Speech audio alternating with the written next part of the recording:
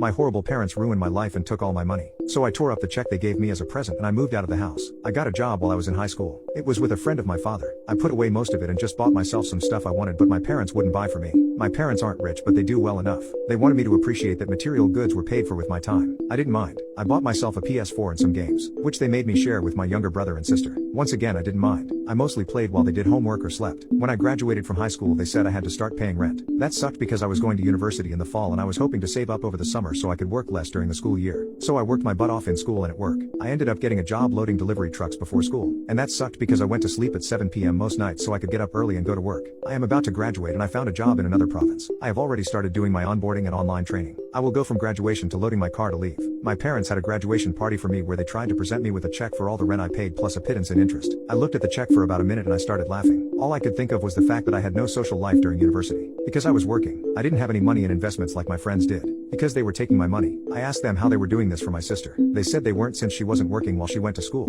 I tore up the check and told them to shove it up their asses. I told them that when they compensated me for all the sleep I lost, 4 years of no social life during university, and 4 summer vacations, I would speak to them. Again, I told my little brother not to get a job or they would F him over too. I went to my room and grabbed my computer, some clothes, my PS4, and my toiletries. My brother and sister can play on the PS5 my parents bought the family. They were yelling at me the whole time. I said if they touched me or tried to stop me I would call the cops. I loaded up my car, which I paid for, which I insure, and is registered to me. I drove to my friend's parents' house and had a bit of a breakdown. They let me stay there since she is away at university in another city. I blocked my parents and my brother and sister. I had already given notice at my job, so I called my boss and told him I was sick and would not be available for my last week. He said he understood and laughed. He said he was surprised I had kept working this close to graduation. My grandfather called me to talk a couple of days later. We went to Timmy's and he let me unload everything I felt. They took money from me that I could have used to make my life better. I didn't even have time for a girlfriend. My entire university romantic life was hooking up with a woman I work with when her ex-husband had the kids for the weekend. He said my parents' hearts were in the right place and that they thought they were helping me. I said they owed me 4 years of fun. Of parties, I was too tired to go to. Of social events and networking I didn't do.